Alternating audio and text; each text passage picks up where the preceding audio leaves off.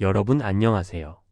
오늘은 뉴스에서 정말 자주 등장하는 단어, 바로 기준금리에 대해 이야기해 보겠습니다.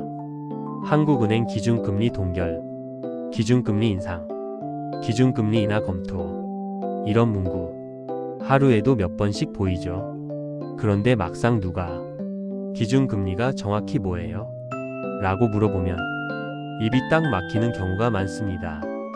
그래서 오늘 영상에서는 기준금리가 도대체 뭐고, 왜 이렇게 자주 뉴스에 나오고, 내 통장 대출이자, 카드값, 전세, 집값과 어떤 관계가 있는지 차근차근 정리해 보려고 합니다. 어려운 경제 용어는 최대한 풀어서 생활 속 예시와 함께 설명해 드릴게요. 영상 끝까지 보시면 기준금리 뉴스 제목만 봐도 어느 정도는 감이 딱 오실 거예요. 그럼 바로 시작해 볼게요. 일부 기준금리 딱 한 줄로 정의하기. 먼저 기준금리를 정말 간단하게 한 줄로 정리해 볼게요. 기준금리는 우리나라 중앙은행인 한국은행이 통화정책을 할 때 기준으로 삼는 대표적인 금리입니다. 이 말이 조금 추상적으로 느껴지죠. 쉽게 말해서 나라 경제 전체의 금리 수준을 위아래로 조절하는 데 쓰는 핵심 레버라고 생각하시면 됩니다. 한국은행이 기준금리를 올리면 시중에 있는 여러가지 금리들이 도미노처럼 같이 올라가는 경향이 있고, 반대로 기준금리를 내리면 여러 금리들이 함께 내려가는 흐름이 생깁니다. 그래서 기준금리는 모든 금리들의 기준이 되는 중심에 있는 금리라고 부를 수 있어요. 일부 기준금리와 경제 상식의 연결. 기준금리를 이해하면 좋은 이유는 첫째, 뉴스를 훨씬 쉽게 읽을 수 있고, 둘째, 내 대출이자와 예금이자가 왜 이렇게 바뀌는지 이해할 수 있고, 셋째, 앞으로 집을 사거나 전세를 구하거나 주식과 채권에 투자할 때 큰 흐름을 보는 눈을 기를 수 있기 때문입니다. 기준금리는 숫자 하나지만 이 숫자 하나가 바뀔 때마다 우리 생활 구석구석이 조용히 함께 움직이게 됩니다. 이부 경제를 조절하는 두 가지 큰 방법. 이제 기준금리를 이해하려면 먼저 정부와 중앙은행이 경제를 어떻게 조절하는지 큰 그림부터 봐야 합니다. 경제를 조절하는 방법은 아주 크게 두 가지가 있습니다. 하나는 재정정책, 다른 하나는 통화정책입니다. 이부 재정정책이란 먼저 재정정책부터 볼게요. 재정정책은 쉽게 말해 정부가 어디에 얼마만큼 돈을 쓰고 안 쓸지를 조절하는 정책입니다. 예를 들어 경기가 너무 나빠졌을 때 정부가 도로를 만들고 공공시설을 짓고 일자리를 만드는 사업에 돈을 많이 쓰는 걸 본 적 있으시죠? 이렇게 정부가 돈을 더 쓰면 사람들이 일을 하게 되고 월급을 받고 다시 소비를 하면서 침체된 경제에 살짝 불을 붙이는 효과가 생깁니다. 반대로 경기가 너무 과열되고 물가가 너무 빨리 오를 때는 정부가 지출을 줄이면서 조금만 진정하자라고 시그널을 주기도 합니다. 이게 바로 재정정책입니다. 2부 통화정책이란 이제 통화정책을 볼게요. 통화정책의 통화는 여기서 돈의 양, 돈의 흐름을 뜻합니다. 통화정책은 시중에 돌아다니는 돈의 양과 가격을 조절하는 정책입니다. 여기서 돈의 가격이 바로 금리입니다. 돈을 빌리는 비용이 금리라고 할 수 있죠. 통화정책은 주로 기준금리를 올리거나 내리면서 시중금리를 움직이고, 그걸 통해 경제활동 속도를 조절하는 방식을 사용합니다. 3부 통화량과 물가의 관계. 그럼 왜 금리로 경제를 조절할 수 있을까요? 그 이유는 통화량과 물가의 관계 때문입니다. 통화량은 시중에 돌아다니는 돈의 총량을 말합니다. 돈이 너무 많이 풀리면 사람들이 돈을 쉽게 쓰게 되고 물건과 서비스에 대한 수요가 늘어나서 물가가 빠르게 오를 수 있습니다. 반대로 돈이 너무 부족하면 사람들이 지갑을 닫게 되고 기업들은 물건을 덜 팔게 되고 투자도 줄어들고 경제활동이 얼어붙을 수 있습니다. 그래서 중앙은행은 경기가 너무 과열될 것 같으면 금리를 올려서 돈을 빌리기 어렵게 만들고 대출을 줄이고 소비와 투자를 조금씩 시키려고 합니다. 반대로 경기가 너무 나빠지면 금리를 낮춰서 사람들이 돈을 더 쉽게 빌리고 기업이 투자를 할 수 있도록 경제에 숨을 불어넣으려고 합니다. 3부 기준금리 금리의 출발점. 여기서 등장하는 핵심이 바로 기준금리입니다. 기준금리는 중앙은행이 은행들 사이에서 돈을 빌려주고 빌릴 때 기준이 되는 금리입니다. 이 금리가 올라가면 은행들이 돈을 조달하는 비용이 증가하고 결국 은행이 우리에게 빌려줄 때 쓰는 대출금리도 함께 올라가는 경향이 있습니다. 반대로 기준금리가 내려가면 은행 입장에서는 돈을 구하는 비용이 줄어들고 대출금리와 예금금리도 전체적으로 낮아지는 방향으로 움직입니다. 그래서 기준금리는 시중금리들의 출발점 혹은 기준점 역할을 하는 거죠. 4부 기준금리가 우리 생활에 미치는 영향. 이제 가장 궁금한 부분. 기준금리가 바뀌면 우리 집에는 어떤 일이 생길까? 입니다. 크게 4가지를 살펴볼게요. 대출이자, 예금 적금이자, 집값 전월세, 주식 채권 환율 같은 자산시장. 4부 1. 대출이자. 먼저 대출이자부터 볼게요. 우리가 집을 살 때 받는 주택담보대출, 전세자금대출, 신용대출, 카드론 등은 대부분 기준금리 플러스 가상금리 구조로 이루어져 있습니다. 기준금리가 올라가면 은행이 참고하는 각종 지표금리가 조금씩 함께 오르고 결국 우리의 대출이자도 시간차를 두고 따라 올라갑니다.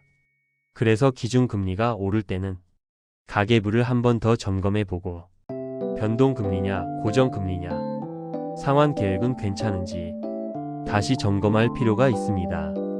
반대로 기준금리가 내려갈 때는 기존 대출의 금리를 점검해서 갈아타기, 추가 상환 등 우리에게 유리한 선택이 있는지 살펴보는 계기가 될 수 있습니다.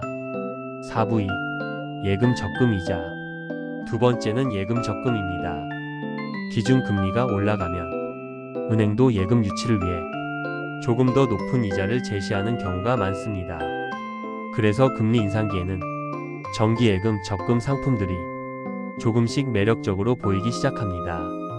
반대로 기준금리가 내려갈 때는 새로 가입하는 예금 적금 이율이 낮아지는 경우가 많습니다.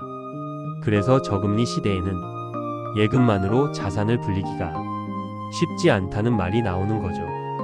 4부 3. 집값 전월세. 세 번째는 집값과 전월세 시장입니다.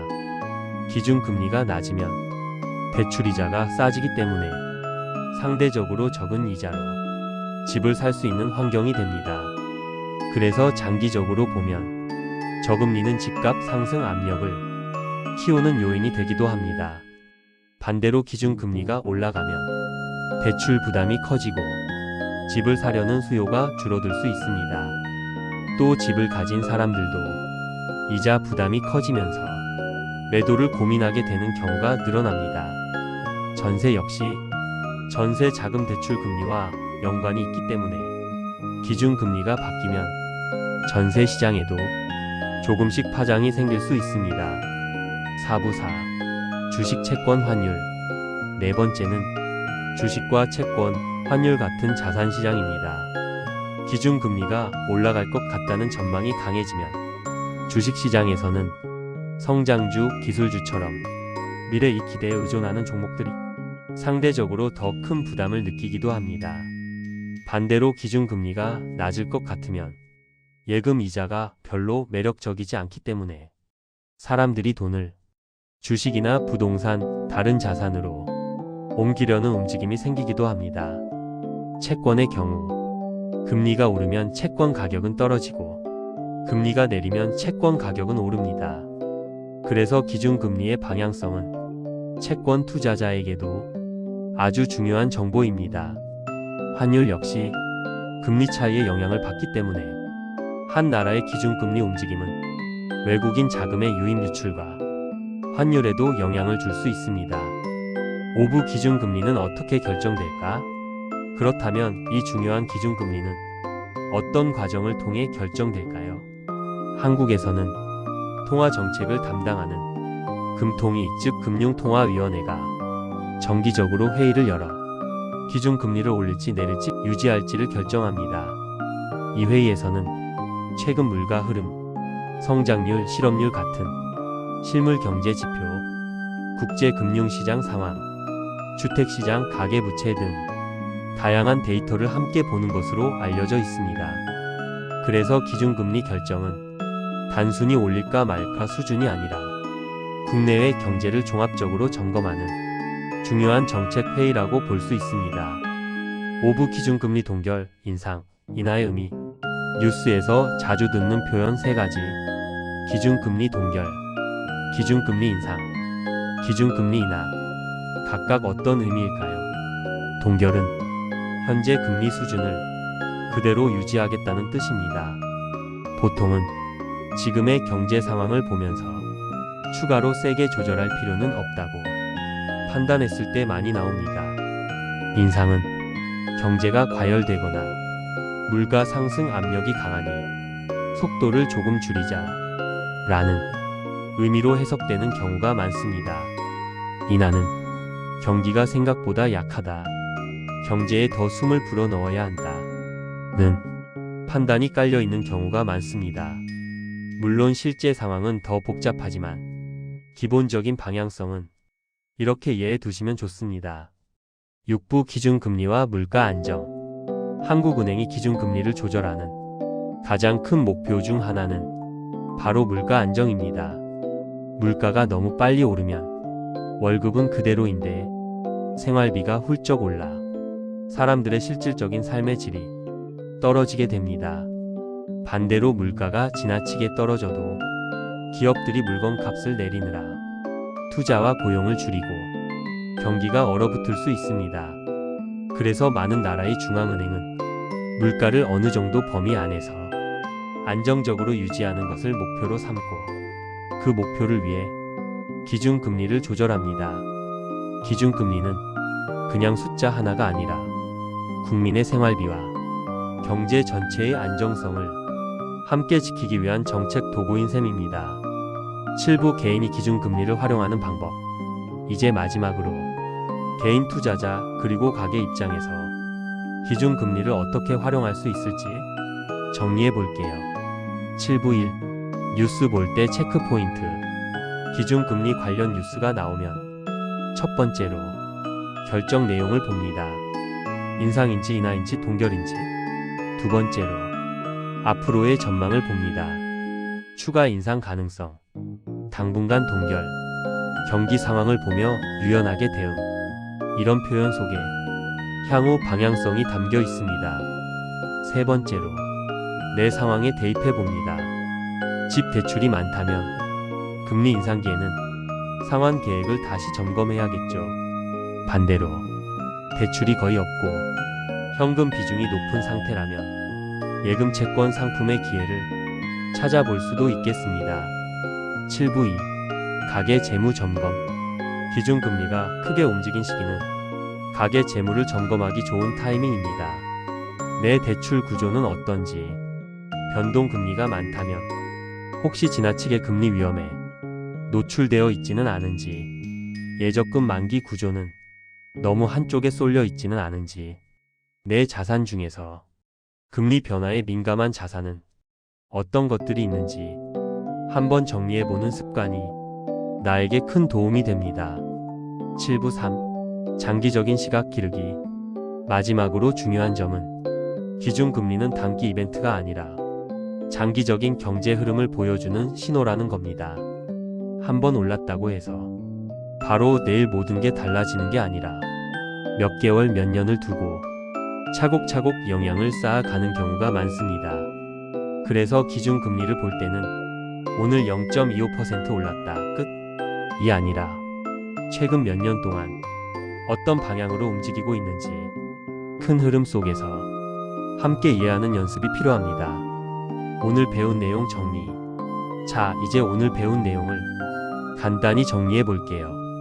기준금리는 중앙은행이 통화정책을 펼칠 때 기준으로 삼는 대표 금리입니다. 재정 정책이 정부가 어디에 돈을 쓰느냐를 조절하는 방법이라면 통화 정책은 돈의 양과 금리 수준을 어떻게 조절할까를 결정하는 방법입니다.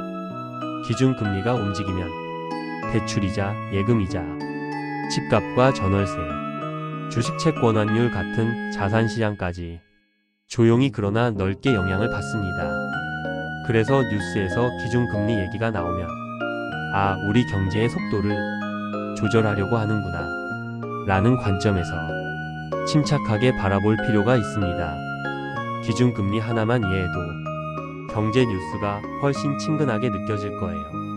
오늘 영상이 그 시작점이 되셨으면 좋겠습니다. 도움이 되셨다면 주변에 경제 공부하는 분들께도 영상 공유해 주시고요. 앞으로도 생활 밀착형 경제 상식을 쉽게 풀어드리는 영상들 차근차근 올릴 예정입니다. 놓치지 않으시려면 구독과 좋아요, 알림 설정까지 꼭 부탁드릴게요. 오늘도 함께 해주셔서 감사합니다. 다음 영상에서 또 만나요.